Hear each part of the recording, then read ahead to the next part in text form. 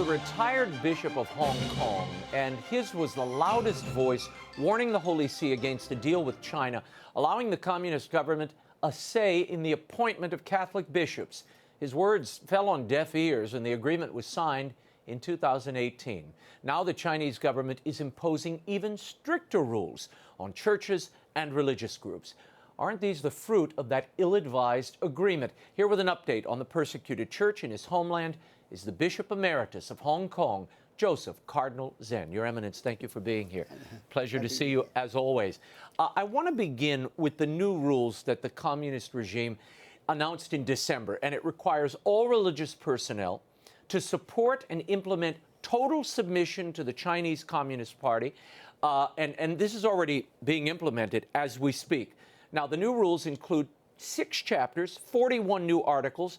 I want to read, this is from Article 17 as an example of what these new rules include. Religious organizations must spread the principles and policies of the Chinese Communist Party, as well as national laws, regulations, rules to religious personnel and religious citizens, educating religious personnel and religious citizens to support the leadership of the Chinese Communist Party, supporting the socialist system, adhering to and following the path of the socialism with Chinese characteristics. Now, this is obviously an attempt to completely Sionize the church by the government, and it really seems to be the fruit of this Vatican-China deal. Is that the case? Now, you see, in China, there is no religious freedom because there is no freedom. You know, they are controlling the whole people. You know, this surveillance camera. Right. So it's nothing really new because many regulations are not new. They existed before, but they were not enforced. But now they enforce all those rules. So since Xi Jinping made himself emperor, they are, enforcing strictly those laws. And how are Catholics in China reacting to this? They can do nothing. There's nothing they can do. As other people, they just suffer. I want to delve deeper into this. One of the results of these new rules, and we're beginning to see, especially now in the wake of the coronavirus, is that, and Americans and Europeans are pretty unaware of this, Christian funerals are no longer allowed. These new regulations state that the goal is to get rid of bad funeral customs while establishing a scientific, civilized way of funerals. Now, clergy are no longer allowed to participate in funerals that take place at the homes of the faithful. Also, no more than 10 family members can be with the deceased, and they're not allowed to read scripture or sing hymns. With all of this happening, do you think the faithful will try to maintain what's left of the underground church, Cardinal Zen? Now, this happened to both the underground and the official church. Right. You see? So it's a real tragedy for the whole church. Those who can still function, they are slaves of the new legislation. But the underground church is going to disappear completely. Really? Yeah. I'm very, very sad to say that all this happened also because of the wrong policy in the Vatican, you see? Because they have done everything to give the church into the hands of the enemy. You see, the first act is that so-called secret agreement. Right. The second act is to legitimize the 7 bishops. The 7 bishops who were excommunicated and part of the government-run church. Now they're legitimized. They've been brought in. The excommunications have been lifted. They are now the legitimate bishops in the land. And in the meantime, they have told the 2 legitimate bishops to step down. They've demoted them, basically. One's on the run, which I want to talk about in a little bit. And then the last act, even more terrible, the Holy See has encouraged everybody to join the Patriarchal Association, to come into the open, and to obey the government. That's terrible. Yeah, I agree.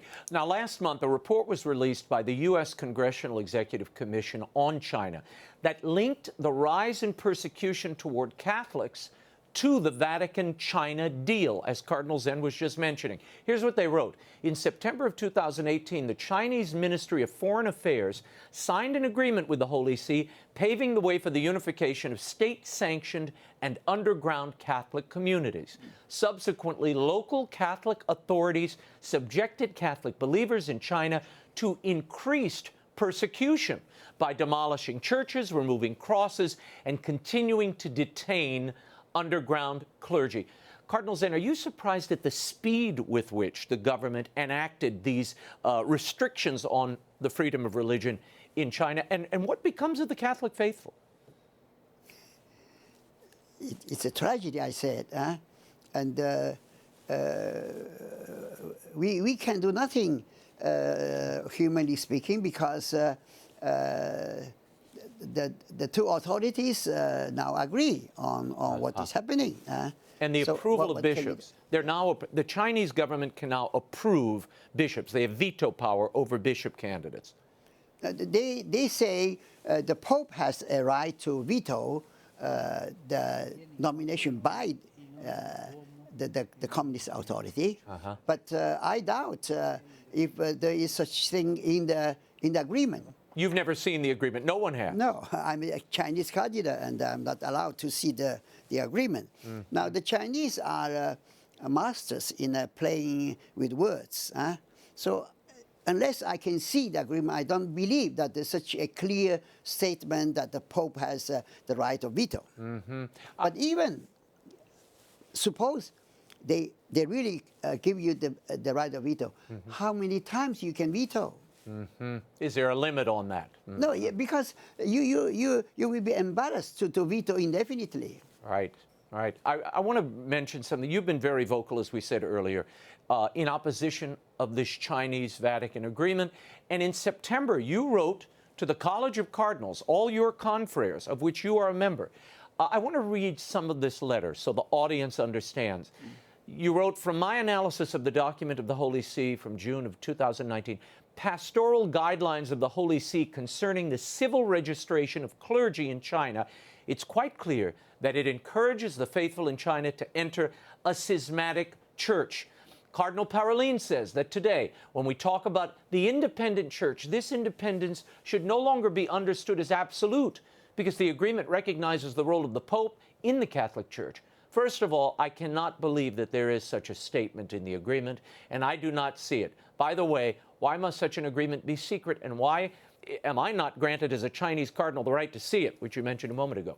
But even more clearly, the whole reality after the signing of the agreement shows that nothing has changed. Your Eminence, can we passively witness the murder of the Church in China by those who should protect and defend her from her enemies?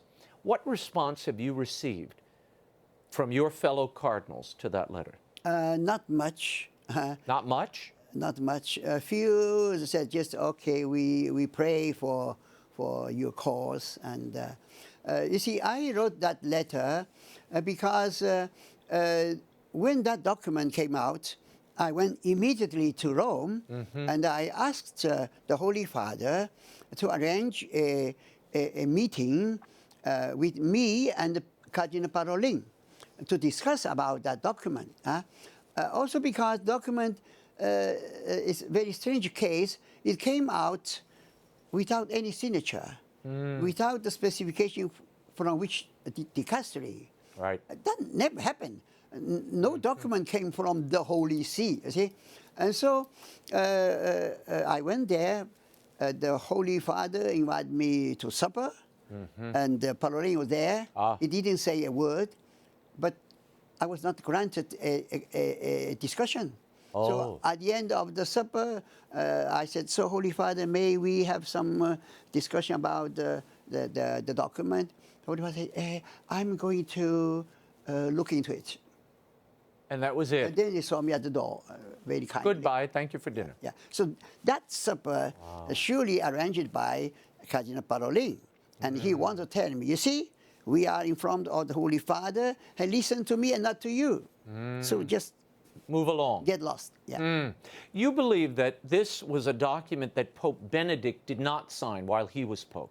I mean that. Or this type of agreement? That, yeah, I believe. Why? And Why do you believe that? because, you see, in the year 2010, there was so much rumor saying that, oh, agreements is ready, and then suddenly, complete silence. So obviously, you can understand that it was the decision of Pope Benedict. But you see, people may not understand that why the Pope wait till the last moment, because you must know Pope Benedict. He is a very shy person. He is very reluctant to use his power. He was very well aware that they are dealing with Chinese government, not following his instructions. Yeah. You also wrote that you don't like this notion that the document calls the faithful to accept the decision of their pastors. That's a quote. Accept the decision of their pastors in China. Why not? What's the problem there? I don't know in what context. In the pastoral guidelines, it says the faithful have to accept the decision of the pastor in all affairs, in all matters. You don't like that clause. Why not? Surely not, because there are pastors who are not really pastors. They are helpers of the government. Agents of the state. Yeah, so how can you follow those? You imagine those 7 legitimized bishops now. They are terrible. 2, notoriously, they have a girlfriend and children. And then the other bishops had posed so many acts of defiance, so scandalous people. So how can you obey to those pastors? What are you hearing from the faithful? Are they saying anything? Are they reaching out to you? Are they reaching out to others in mainland China? With their upsetment, with their quiet rebellion, what's happening? Now, you see, I never contact people in China because it would be dangerous for them. But some people can come to Hong Kong to see me. Now it's more difficult these days. Right. But still somebody can come, so they ask, what should we do? What I can't tell them, I say, now if the Holy Father said it's okay to join the Patriotic Association, you should not blame people if they join, okay? We are not above the Pope. But fortunately, the document says, if your conscience says you should not join, they say, we respect your freedom. Now, that's also not correct, because there is no freedom in China. No, the Holy See is not supposed to respect the wrong conscience. They should enlighten. So if the Holy See says it's okay, you should encourage people to join. So this is hypocritical. Well, as you say in your letter, you say the abnormal has become normal. Yeah. Is that the case? Yeah. Yeah. The normal now become to join the Patriotic Association. And those who refuse to do that, they are exception, tolerated. I need to get your reaction to what's happening on the ground. Bishops and priests are being kicked out of parishes. At least 5 large parishes have closed since the beginning of the year, and one has at least 10,000 parishioners. Now, there is a bishop who's faithful, the Bishop of Mingdong, Monsignor Vincenzo Gao, who is now homeless. He's sleeping on the street. Following the Vatican-China agreement and the lifting of the excommunication of Bishop Zens by Pope Francis, Bishop Gao, who was already ordained, he agreed to be demoted to auxiliary bishop and left the ordinary seat to Bishop Zens. However, Bishop Gao never signed up for membership in this government-run church, and he's now been downgraded to the status of a homeless person, a migrant. The Chinese government is claiming that the closure of his parish and evictions were due to fire codes. Why isn't the Vatican objecting to this? This is a validly ordained bishop. He agreed with everything. He marched to the Vatican's tune, and now he's on the run, essentially. Yeah. When I learned this news, I said, that may be exaggerated, because the bishop has the 80% of the priests and the faithful under him, following him. and only a small group following the new Bishop legitimized Zhen, bishop. Yeah. this new bishop. And so I said, oh, many are ready to accept him in their family. But then I learned that the government said nobody should take him. No one should take him in. Yes, that's why the news says he's on the street. Unbelievable. And they're watching. Incredible. They're watching everything. There's Incredible. cameras everywhere. Incredible. There's surveillance. And then we have still bishops in prison, and the Vatican doesn't say any word in favor of these bishops. Incredible. The bishop in the Baoding, Wow. more than 20 years. This is unbelievable. I mean, as a faithful Catholic watching, this is just unbelievable. They got nothing. What did they get from the deal? I was going to ask you that next. They got nothing at all. Then why sign the deal? You ask them. I wish I could. I will. One of these days I will. Cardinal Tagle was recently appointed as the prefect of the Congregation of Evangelization of Peoples by the Pope, the former Cardinal of the Philippines. Now, the care of the Church of China will now fall under his department. Although the Vatican Secretary of State, Cardinal Parolin, the author of that agreement, remains in place, Cardinal Tagle is not a diplomat. He's from the Philippines. He's lived under President Durante. He's also close with Pope Francis. Do you think we'll see any changes in the status quo with Tagle coming aboard? Now, I really cannot understand why Cardinal Filoni should step down just 2 years before he reached 75 years. My suspicion is that he is not completely collaborating with Parolin. You see, when this document came out, I asked Cardinal Filoni, I said, oh, you don't have to answer my question, but my suspicion is that you may have refused to sign that document. And he said, nobody asked me to sign that document. Now, this document is of competence of the Congregation of Evangelization, and he has not been asked to sign.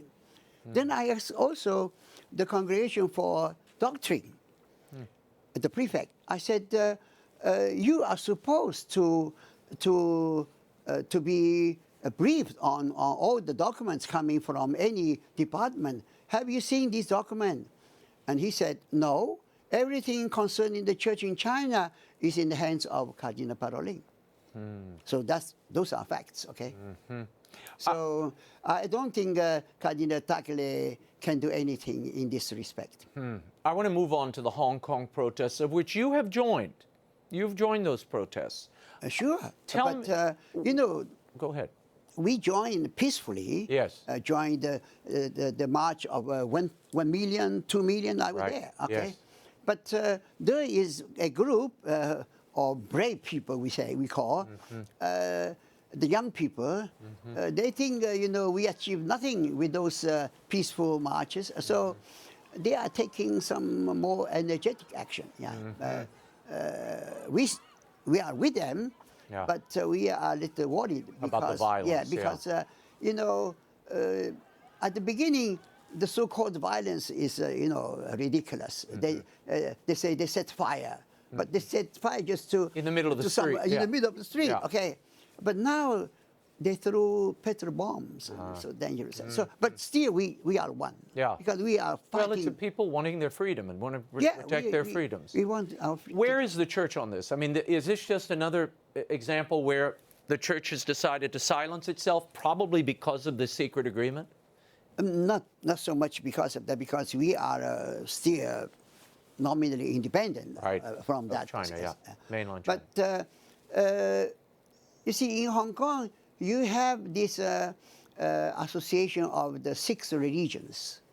But unfortunately, that organization is very much victim of the United Front policy of the Chinese government.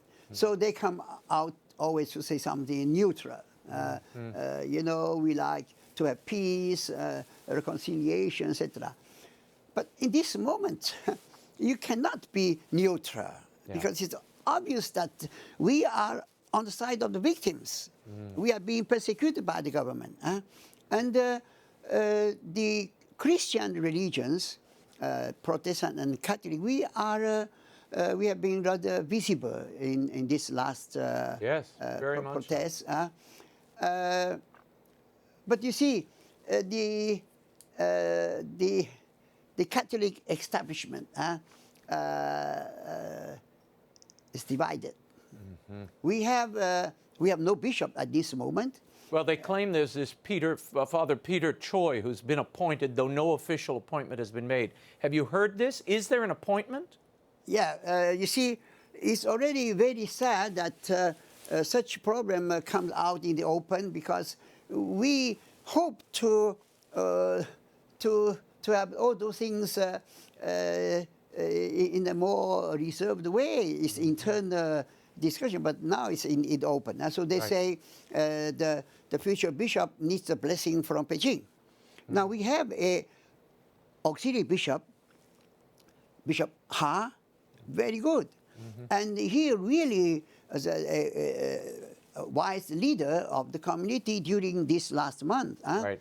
But I know that the actual pontifical delegate, Cardinal Tong, he receives instruction from the Vatican, and he must follow those instructions. I suppose they are always on the line of compromise, but he courageously came out twice also to say we need an independent commission of investigation.